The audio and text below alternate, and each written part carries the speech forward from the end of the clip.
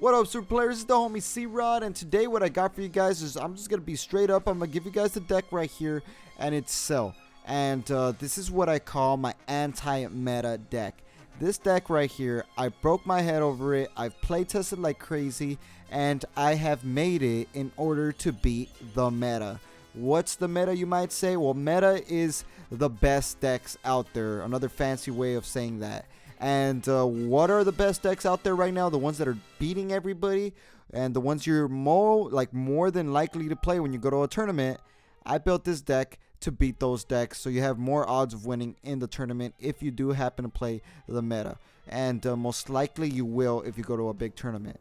So what's the meta, you might say? Well, let me tell you what the meta is. It happens to be Vanilla Goku, which is the Goku that uses a bunch of vanilla cards in order to outpace your opponent with combo power and draws and power, or the Broly deck, which uses the big old Broly to bring out the biggest Broly you got and just bring out a monster that just destroys everything in double strike 30,000, and that one's very, very strong as well.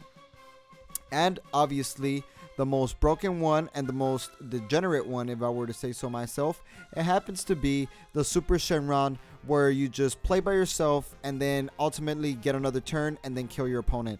And those are the big three. There is more, there are other decks out there, but those are the main ones. There's Baby Vegeta and whatnot, but those three are the big ones, I would say so myself. And this deck revolves around beating that. How does it beat that? Well, let me show you how. So we got Cell right here. As you guys can see, we got Cell. And why is he so anti-meta? Well, when he's unawakened, you got to put a card under it, and you get to pop a 3 or less. What leader lets you blow up a battle card just like that? And when you put cards under it, that's going to help you in order to blow up any battle card, because once you're awakened, you draw 2 cards, right? When you awaken, and then when you get to remove 2 cards that are under the Cell card that you attached, and you get to blow up any battle card, meaning you can blow up the biggest Broly your opponent has. You can blow up any battle card your opponent has, and that's very, very useful when you're going against, Broly, or you're going against the Vanilla Goku deck, or you're going against Super SHENRON, where you could pop a battle card the one that you want to pop. It happens to be the Crisis Crusher Goku, the one that blows up all your 1-drops. But yeah, your leader blows up anything. That's already freaking good, except for barrier. You can't blow up barrier, but I got cards in here to go over that barrier stuff. So we got Double Strike Supreme Kai's, grant Double Strike, go for a game. But this is what I added in here. The super combo, green Paragus super combo works with this leader. That's what makes this leader even better now. So you combo, you draw 2, you got to warp a card, but you draw 2 and combo. That's freaking good. And then, I added Chile in here because when you pop something, if you happen to have her on your hand, you get to just instantly have a free blocker. And free blockers nowadays are useful as heck, and allows you to survive the onslaught your opponent may do with Broly and the unlimited attacks of the Bulma with the Super SHENRON, or even the Vanilla Goku. This deck really does really well against Vanilla Goku, though. That's its #1 killer. And then we also got Surprise Attack Frieza. Why did I have him in here? Because you pop something, he comes onto the play for free, and it's a critical free play attacking card, which is very, very good. So that's that. These guys come in for free. All you got to do is just blow up something with your leader, and you get free battle cards on play. You get a critical or a blocker, and that's freaking good. So I had a 2/2, and then we got one Son Gohan. What do I have him in here? Is to swap. This deck runs a swap engine. I needed to run the swap. Some of you guys are probably like, it's anti-meta, but you're running the swap. Well, I need to run the swap in here because Cell struggles with awakening, and he doesn't draw when he attacks, meaning you're going to suffer a lot, and you're going to get stalled out, and then your opponent's just going to build the board, and you're going to lose. So you have to awaken ASAP, and you need to have a very, very consistent way of awakening. So I added the Bardock's right here. These Bardocks right here, you play it, you strike your life, and then you get to attack with it and then swap into, you know, a 2-cost Goku's lineage. And what 2-cost Goku's lineage do I have here is I got Carrying Mother Videl. But what makes this deck super anti-meta is the fact that we got the god himself, Godly Destruction Whis. And this guy right here, what he does is when your opponent manipulates their energy any way, as in like they put a card back to active mode without an awakening ability during their turn, you get to destroy one of their energies. And this is good as heck. Because why is this good? Well, your opponent, if you're playing against a Super Shenron, what are they going to want to do? They're going to want to restand their energies and spam out the Bulma as much as possible. So what you're going to do is you're going to spam out the Whis as much as possible. And then whenever your opponent plays Crisis Crusher Goku, you know what you're going to do? You're going to blow that Crisis Crusher Goku with your Cell Leader. And then your opponent's going to be stuck because they're going to be forced to use a Child's Wish to bring back that, you know, the Crisis Crusher Goku, and then you just pop it again. And then your opponent's not going to have the ammunition, the what you call desire cards and the energy cards to be able to kill all your Whis. And then they're going to be stuck, and then you're going to be able to obliterate them because you're going to be able to spam out the Bardocks. And you can just aggro your opponent. Like, the Super Shenron doesn't go off until turn 3.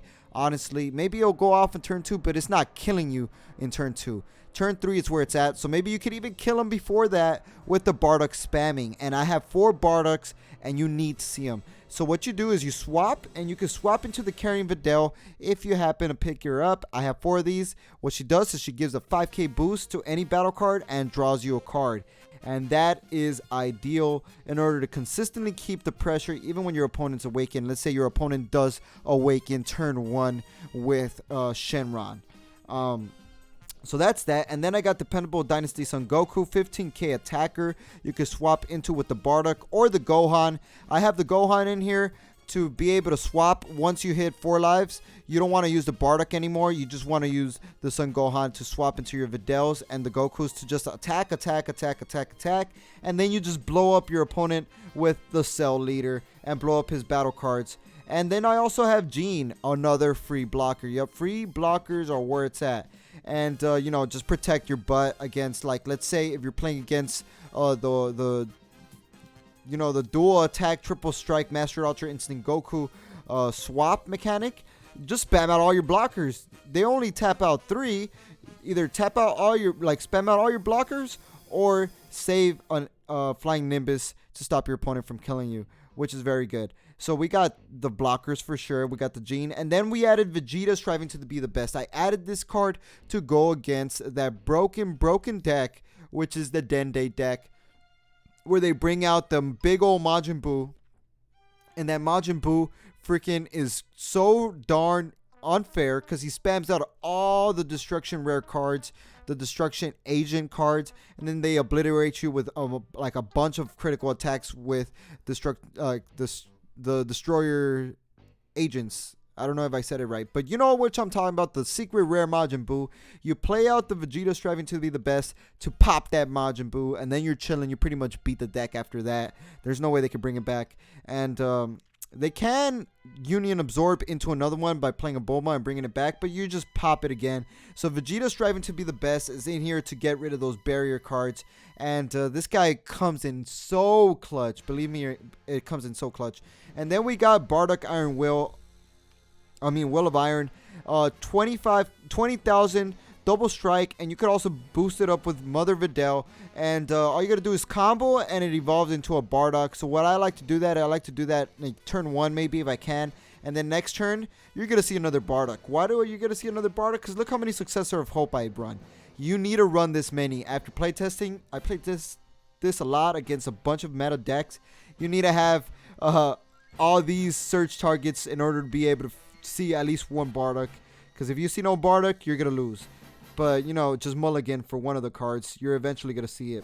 And then we got Mira.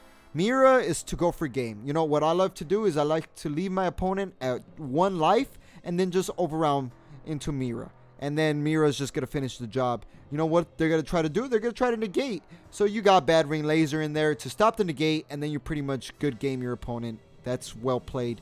So we got Bad Ring Laser in there. We got 2 of them. You know, when everybody runs negate.